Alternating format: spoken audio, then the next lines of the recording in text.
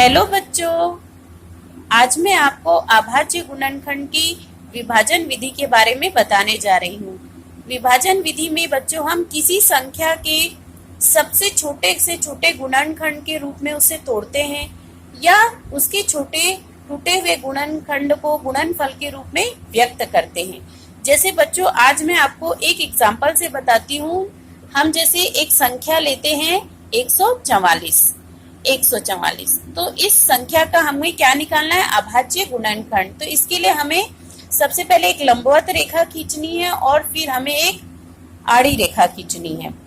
अब इसमें इस संख्या के बारे में हमें सोचना है कि यह कौन सी सबसे छोटी संख्या है जिससे यह पूरी तरह से विभाजित हो जाए। तो हम जानते हैं बच्चों की सबसे छोटी संख्या हम अभाज्य संख्या 2 से शुरू करते हैं, तो हम 2 लेते हैं। तो हम देखते हैं बच्चों की यह 2 से विभाज्य है या नहीं। तो बच्चों मैंने आपको पहले ही विभाज्यता के जांच के नियम बता दिए हैं कि कोई संख्या किस प्रकार से वो उस संख्या से पूर्णतः विभाजित होती है। तो हम देखते हैं कि इसकी इकाई के अंक में 4 है, इसलिए यह 2 से पूरी तरह से भाग जाएगी। क्योंकि बच्चों आप डायरेक्ट कई बार भाग नहीं दे पाते, तो आप रफ में भी इस प्रकार से भाग दे सकते हैं। 2 सत्ते 14, फिर आपका नीचे 4 आ गया, फिर 2 दूनी 4। तो जब आपने इसको 2 से भाग दिया तो आपका उत्तर क्या प्राप्त हुआ? 72। तो आप इसे भाग देकर भी यहाँ निकाल सकते हैं या फिर आप डायरेक्ट भी कर सकते हैं। 2 सत्ते 14 और 2 दूनी 4। फिर हम बच्चों फिर देखेंगे कि 72 2 से भाग जाएगा कि नहीं। चूंकि इसकी इकाई के अंक में 2 है इसलिए 2 से भाग जाएगा। तो आप इसे भी भाग दे करके इसका उत्तर प्राप्त कर सकते हैं। तो मैं इसे डायरेक्ट कर रही हूँ। 2 तिया 6, 1 बचा, 1 और 2 होके 12, तो 2 छक्के 12। फिर इससे देखेंगे बच्चों 2 से जाएगा कि नहीं।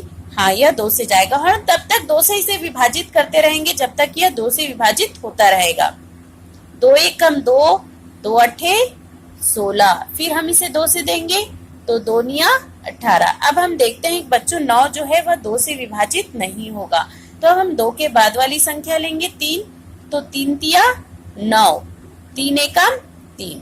तो हम देख रहे हैं बच्चों की संख्या 144 छोटे छोटे गुणनखंडों के रूप में टूट चुकी है, जिसे हम गुणनफल के रूप में लिखते हैं। 2 2 2 यह 4 बार है, तो हम इसे 4 बार लिख देते हैं गुणे के रूप में, और 3 भी हम लिखते हैं, यह भी 2 बार है। तो हम देख रहे हैं कि सारी अभाज्य गुणनखंड संख्याएं हमें प्राप्त हो गई, जिसे हम छोटे रूप में संख्या के छोटे रूप में तोड़ लिया। हम देखते हैं कि 2 भी एक अभाज्य संख्या है और 3 भी एक अभाज्य संख्या है। तो इस प्रकार से हमने 144 के कितने अभाज्य गुणनखंड निकाल लिए? 1 2 3 4 5 6 6 अभाज्य गुणनखंड प्राप्त कर लिए।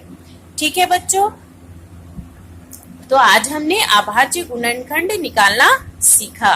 विभाजन विधि से हमने अभाज्य गुणनखंड निकालना सीखा है।